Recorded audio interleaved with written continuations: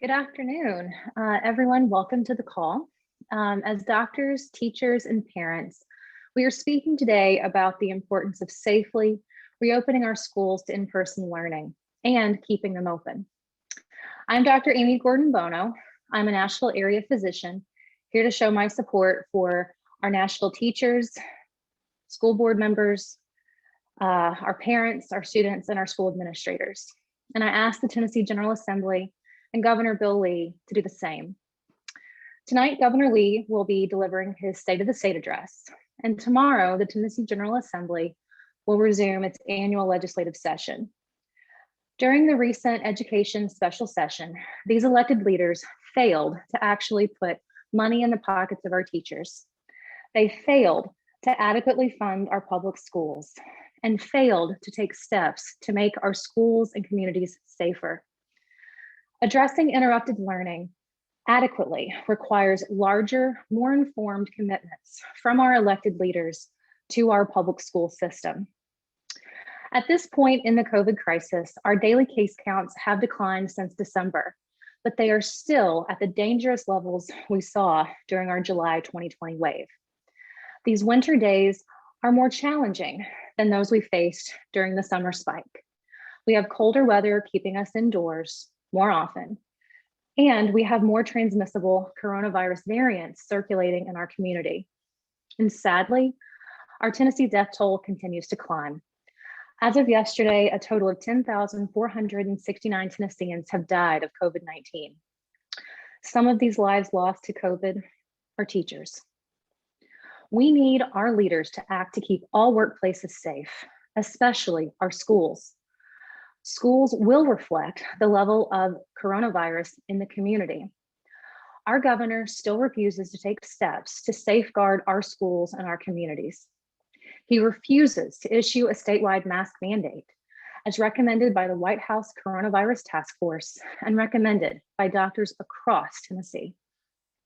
He continues to refuse to implement the simple, effective mitigation strategy, instead pushing the decision down the chain, passing the buck to local mayors, school superintendents, and school boards.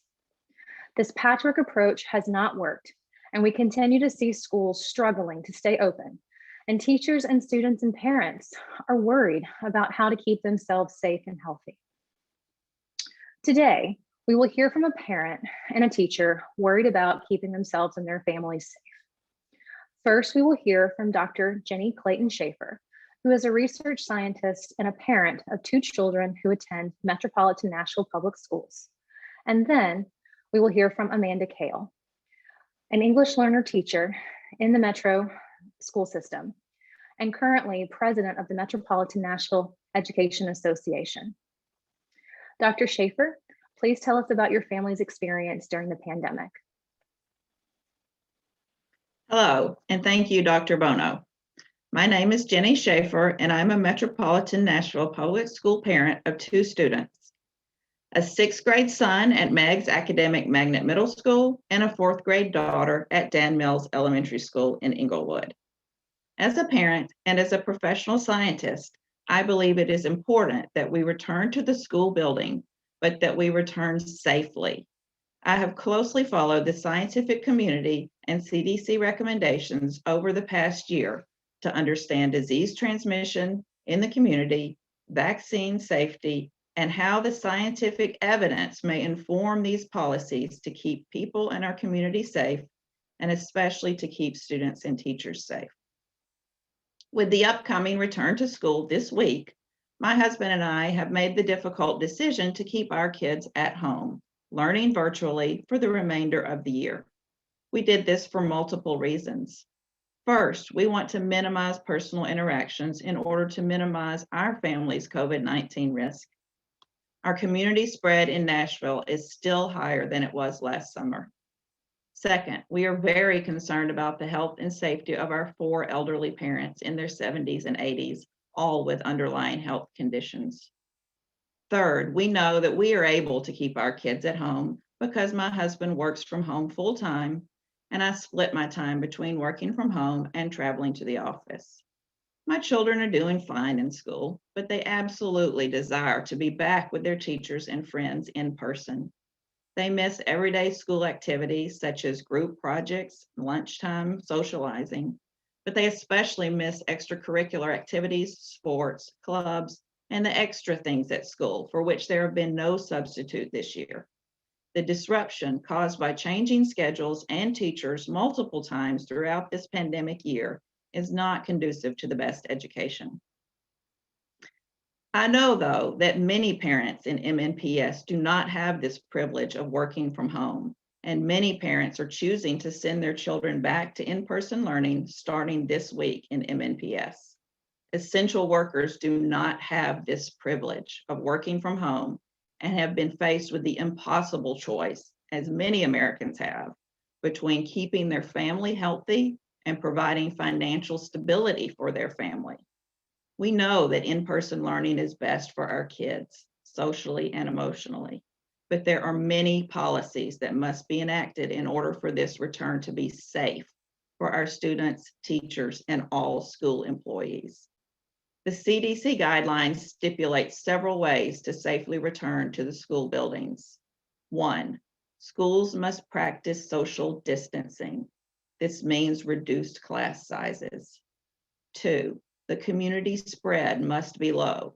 A statewide mask mandate would keep the community spread down. 3, adequate ventilation in classrooms must be provided. Money to renovate or update school buildings must be provided. We are very grateful to Dr. Adrienne Battle for advocating for vaccinations for our MNPS teachers. And we're pleased to learn just today that vaccines will be made available to teachers this week. However, vaccinations for teachers is not enough, especially knowing that those under 18 will not be able to receive vaccinations for many months. As an MNPS parent and a scientist who cares about evidence-based policies, I am begging Governor Lee and Tennessee leaders to create additional guidelines to protect our children and allow them to be educated in person safely.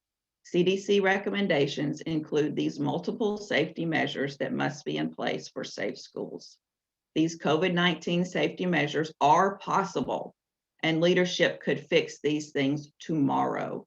A mask mandate could be instated tomorrow. Money could be given to schools to improve the environment and class sizes tomorrow. Our schools are part of our community. By controlling community spread, we can ensure schools are safe and allow for students to be educated safely in person. Thank you.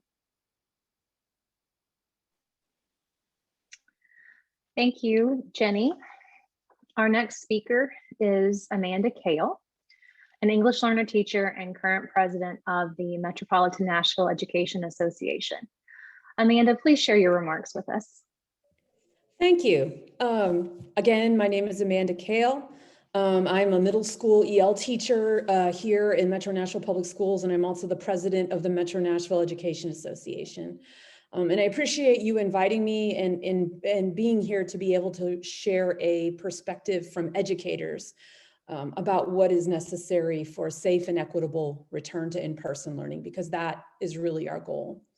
So last week, our association surveyed over 1,600 educators in Metro Nashville Public Schools.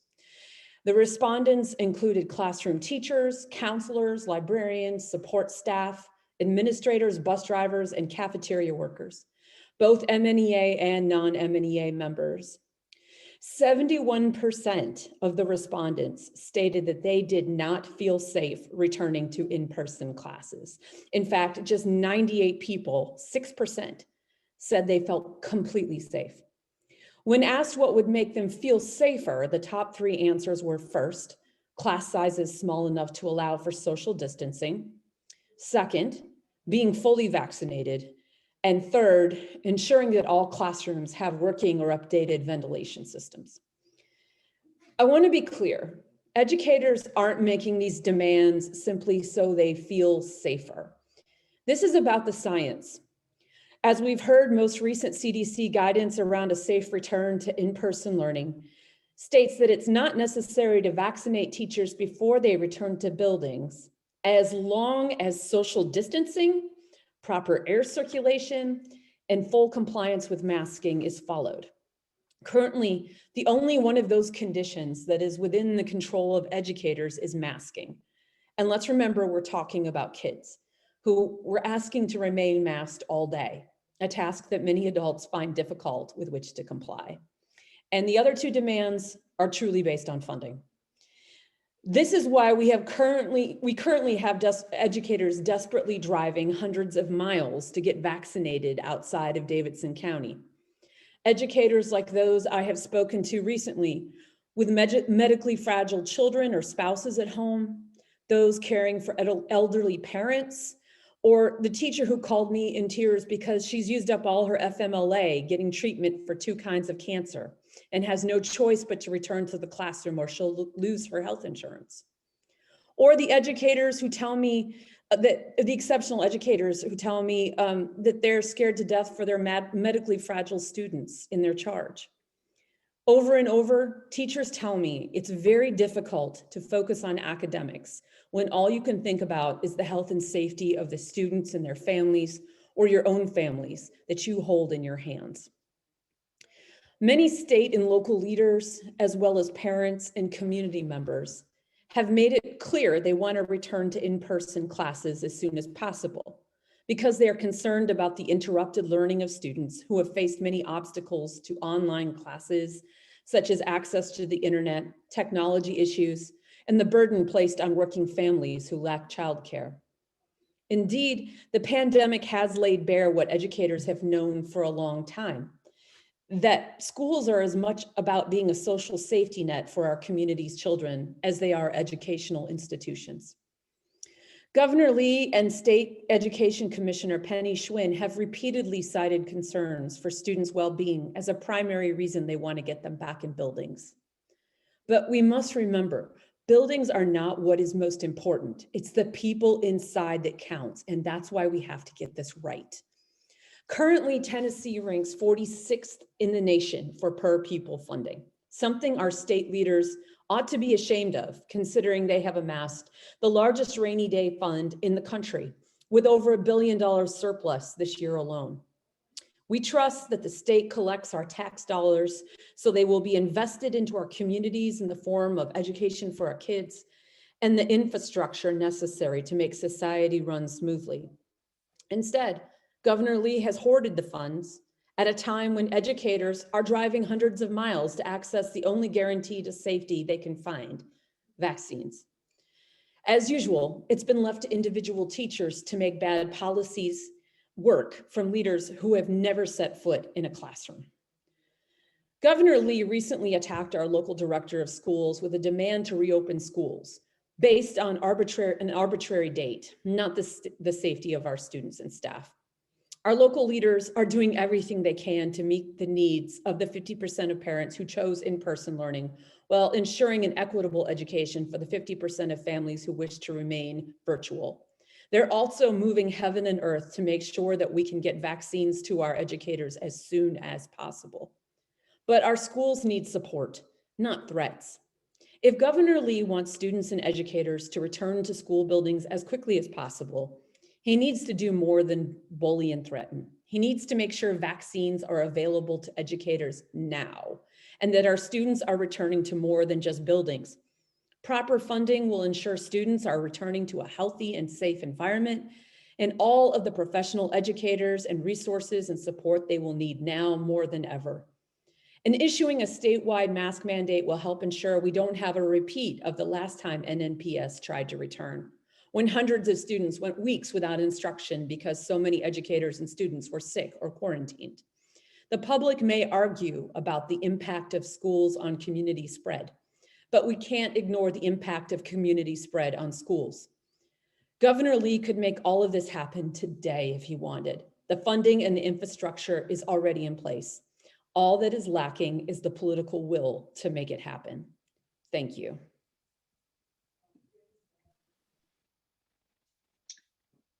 Thank you, Ms. Amanda Kale, for your remarks and for all that you do to advocate for our children and our public education system. So as Ms. Amanda Kale has told us, teachers are suffering during this pandemic. And our Tennessee children are also suffering. Our Tennessee children are more severely impacted by coronavirus when compared to children in other states. According to the Children's Hospital Association and the American Academy of Pediatrics joint state data report, most recently released on January 28th, Tennessee ranks second in the nation for the number of cumulative COVID-19 cases per 100,000 children. We need our Tennessee General Assembly and Governor Bill Lee to do better for our children. We need them to do better for our schools and our communities. In examining some of the proposed legislation circulating through the Tennessee General Assembly, I see a continuous theme. The failure of the majority of our elected leaders in our state to prioritize public health measures that can bring an end to this pandemic so that we can all find better days on the other side of this crisis. A theme of coronavirus is that it exposes inequity and shines light on pre-existing problems. And in Tennessee, we have long failed to invest in our public schools. And coronavirus is showing us the error of our ways. So don't blame teachers for interrupted learning. Blame the pandemic and the failed leadership of the past and the present that has led us to this point. Governor Lee's patchwork, county by county, fend for yourself approach has not worked. And schools struggle to stay open because of COVID community spread. We are calling on Governor Lee and the state legislature to do their job, get this crisis under control so that our schools can reopen and stay open safely. Importantly, safe schools are a product of a safe community.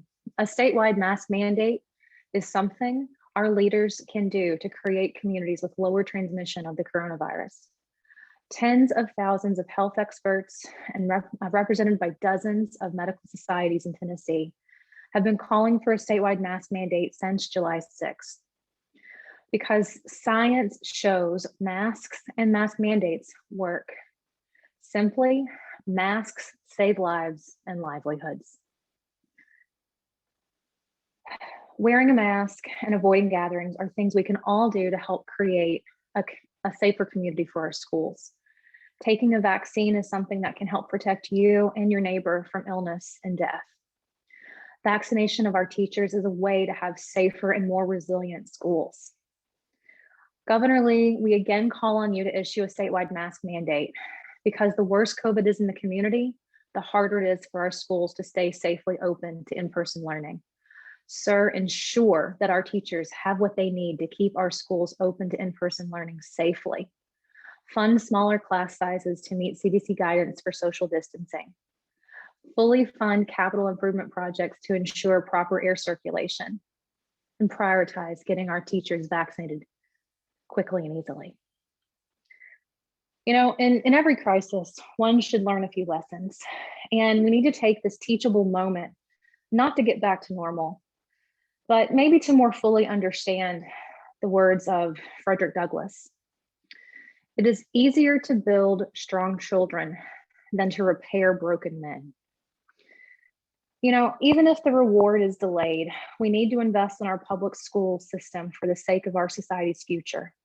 And naturally, we must invest in our teachers as well.